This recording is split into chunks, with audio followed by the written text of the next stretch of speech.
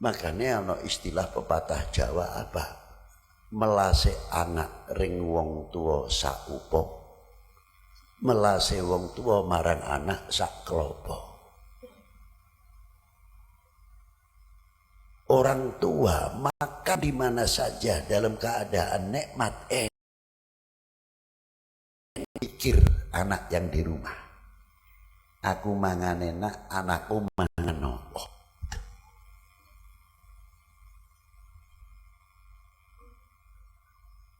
Nah kita kebalikannya, ada ndak seumpamanya kita punya rezeki banyak sedikit lah.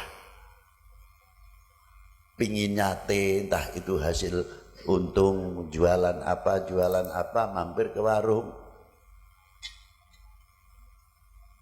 warung sambil makan. Tapi begitu tengah-tengah makan sesuai seleranya umpamanya rawon, gerombyang dan lain sebagainya. Begitu ingat orang tua di depannya, entah ibu yang masih hidup atau bapak yang masih hidup. Oleh itu kelihatan orang tua, ya Allah ya Rabb, nyong mangan enak, wong tuane nyong ning rumah masih apa. Sehingga yang satu suap per suap kayak tidak mau masuk. Karena apa? Karena ingat orang tua. Bedanya cuma tidak bisa mengeluarkan air mata begitu saja. Ingatnya kepada kedua orang tua, langsung dia minta bungkuskan dua bungkus untuk bapaknya atau ibunya, salah satu yang masih hidup. Syukur yang masih dua-duanya masih hidup. Itu diantaranya.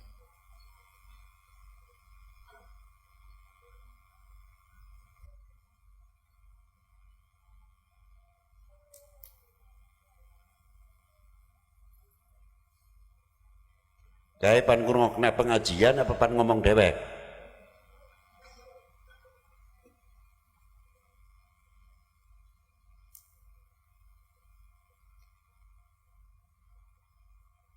Atau mau mengaco pengajian? Mas Spencer, kira-kira be zaman mana? Saya mau tanya itu.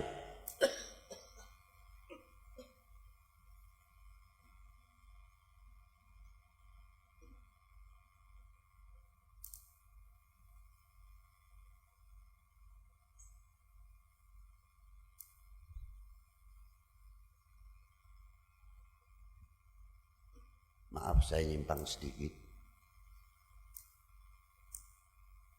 Orang dalam dakwah, yang kiai yang manggung, yang namanya berdakwah itu bukan kiai saja yang di panggung. Pendengar ini pun juga termasuk dakwah. Jadi kita duduk diam itu dakwah, jangan dikira tidak.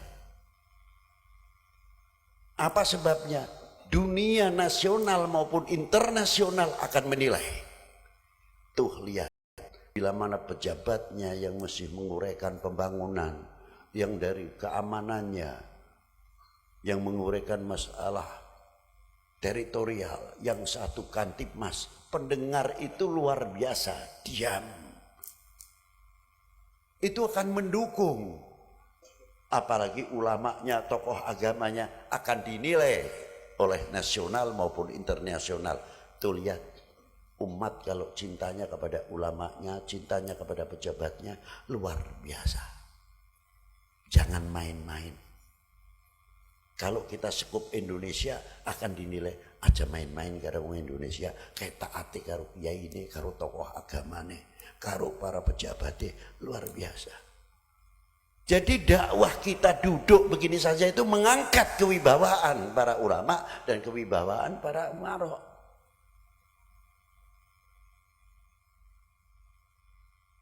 Itu diantaranya. Kayak Pak Dandamil masih ngomong, kayak Pak Kapolsek masih ngomong, kita diam. Itu sudah diperhitungkan kekuatan Indonesia. Jangan dikira tidak. Tapi kalau kita sudah ngobrol sendiri, seenaknya sendiri, Bagaimana kewibawaan pemerintah kita khususnya. Dari Polri-nya, dari TNI-nya, dari kiainya, dari aparatur negara atau pegawai sipil dan ulamanya sudah ngobrol sendiri-sendiri, dinilai oleh dunia internasional. Indonesia kayak gampang diobok-obok. Wis ora kata-ate rakyate karo pemerintah. Wis ora kata-ate umat karo kiai ini sing anggap sepi. Inilah yang paling mudah membuka pintu untuk Indonesia dan umat diobok-obok.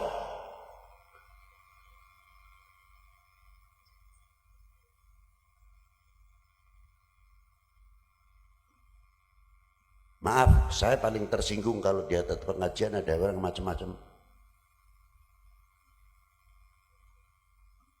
Sekali-kali harus keras. Ada tempatnya.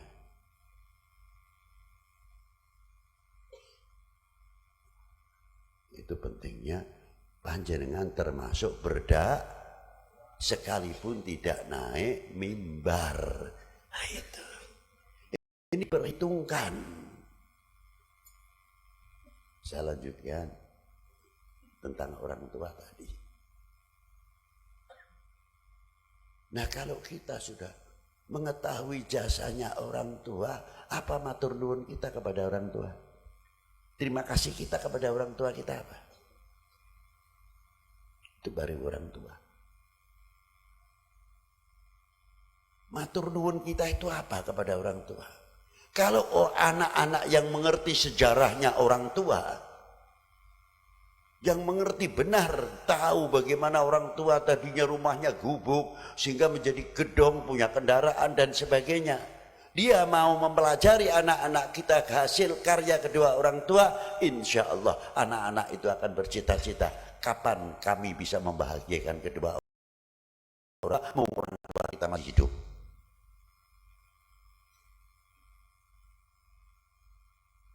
Dan bila mana orang tua kita sudah dikubur, apa yang kita lakukan pertama ziarah kubur? Baca Yasin umum, tahlil umum. Tapi coba kita duduk, mak, panjenengan kondur ing ngarsane Allah Ta'ala, nyong durung bisa membahagiakan, mak. Nyong durung bisa nyenengaken. Tanamkan itu coba kalau kita ziarah kubur. Nah, kapan kita akan membahagiakan kedua orang tua? Kapan kita mau membalas? Bukan membayar budi, orang tua tidak menanamkan budi, tapi pendidikan. Apa terima kasih kita kepada para beliau? Nah, inilah. Lo sudah meninggal kok, lah bagaimana caranya? Ya ada caranya, pintunya ribuan kok, kita tinggal mau. Apa di antaranya? Ukhuwah di dalam keluarga. Kakaknya walaupun tidak mampu bisa ngayomi adik-adiknya. Adiknya yang kaya mau diatur dan perhatian terhadap keluarganya. Sampai ke keponakannya, menjaga keukhuwahan keluarga. Menjaga kerukunan keluarga. Tidak mudah kemasukan atau dihasut atau hoax. Supaya kakaknya benci dengan adiknya karena adiknya berhasil, atau sebaliknya, atau sepupunya dan lain sebagainya. Menjaga keukhuwahan itu yang kuat sekali, tidak mungkin digoyahkan. Karena apa? Karena kita ingin membalas takdim kita, taat kita kepada kedua orang tua. Tapi kalau anak-anak kita tidak mengerti jasa orang tua, bagaimana perjuangan orang tua sebagai pahlawan keluarga, keluarga itu akan mudah menjadi cerai-berai. Mudah dihasut, mudah dibakar. Sekakak adik saja sudah pecah, apalagi sepupu. Karena apa? Anak-anak kita menjadi oknum yang tidak mengerti terima kasih kepada kedua orang tua. Bagaimana terhadap bangsa dan negara ini? Kepada republik ini yang dalamnya perjuangan-perjuangan oleh para tokoh ulama, para aulia, tokoh agama masing-masing,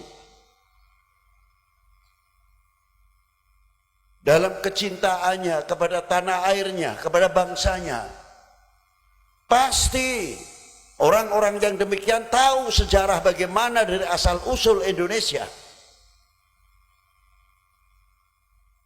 Maka ditarik di sini. Mengapa Isra wal Mi'raj diangkat dari sejarah dahulu. Subhanalladzi asra bi 'abdihi lailam minal masjidil haram ilal masjidil aqsa. Dari diberangkatkan dari Masjidil Haram ke Masjidil Aqsa. Ada apa sebetulnya? Kalau kita melihat hanya lapangan ibadah, tempat yang disucikan. Tapi mari kita menengok sejarah. Orang tua kita, khususnya dari Nabi Allah Adam alaihissalam, sebelum diturunkan ke bumi untuk menjadi khalifah, dibekali dulu oleh Allah Subhanahu wa taala. Apa pembekalan yang diciptakan oleh Allah taala? Diajari oleh Allah taala, sebab Allah taala berfirman apa? Wa idz qala rabbuka lil malaikati inni ja'ilun fil ardi, bukan sekadar khalifah. Khalifah tidak. Dibekali oleh Allah Subhanahu wa taala. Apa di antaranya? Wa 'allama Adamal asma'a kullaha. Diajarkan kepada Nabi Allah Adam untuk mengetahui nama buah-buahan, pohon-pohonan apa yang ada di dalam surga. Kalau kita kembalinya menafsirkan pada nikmatnya, walaupun tidak semuanya artinya. Ini surga enak ya buah, kayak ya buah. Bukan itu sebetulnya. Kali itu jelas. Karena beliau akan menjadi khalifah fil ard, diberi tahu isinya buah-buahan. Apa yang ada. Ketika beliau turun ke bumi ini, sudah siap untuk menjadi petani yang luar biasa. Untuk tahu mengetahui tentang tanaman-tanaman dan sebagainya. Bukan dilepaskan begitu saja oleh Allah Ta'ala, tidak, sudah dibekali. Itu hebatnya.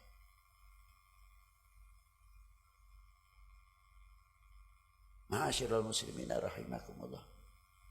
Tidak cukup dari itu saja. Bagaimana pendidikan Allah kepada calon khalifah. Jangan mendekati buah khuldi dan lain sebagainya. Itu pendidikan dari Allah Ta'ala kepada calon khalifahnya yang akan diturunkan di bumi. Bukan sekonyong-konyong khalifah atau khilafah.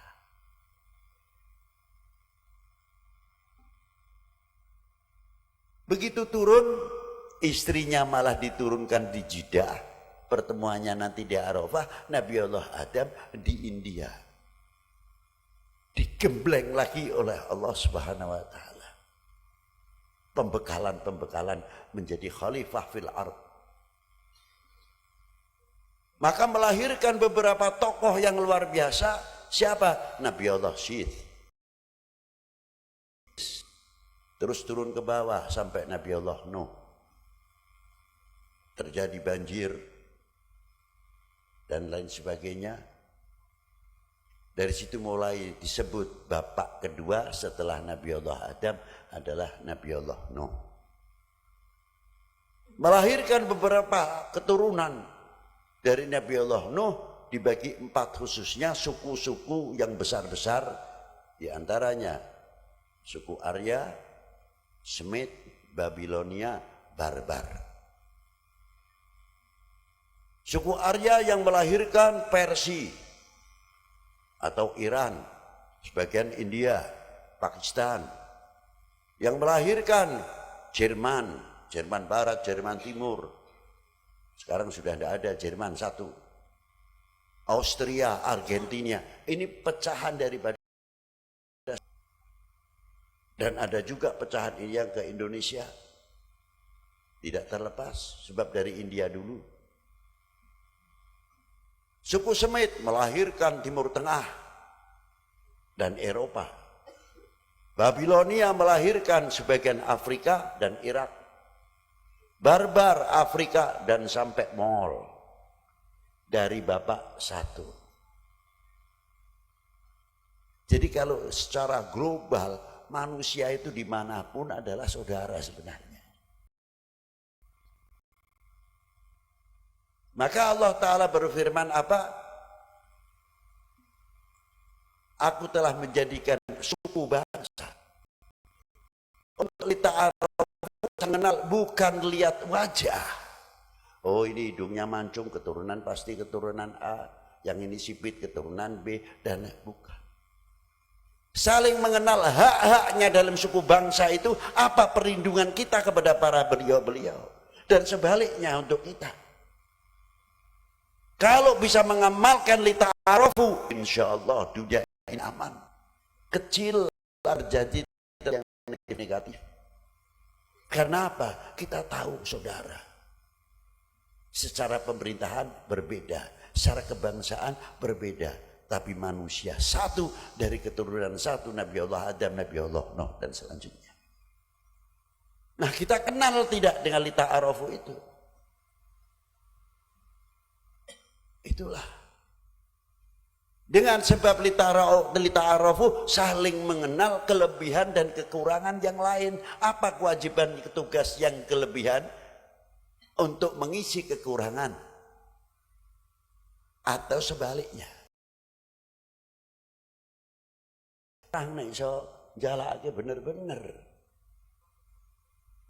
Jadi makna lita'arofu itu bukan saling mengenal. Tidak. Bepluti iman panjang keturunan Arab, lu sing sipit turunan Cina dan lain sebagainya. Tidak bisa. Itu hanya surah saja. Ma'asyiral muslimina rahimakumullah. Nah di dalam Masjidil Haram itu ada apa? Ada pembangunan sejarah yang cukup. Ternyata Nabiullah Ibrahim dalam membangun wilayahnya sendiri sulit. Menunggu wahyu.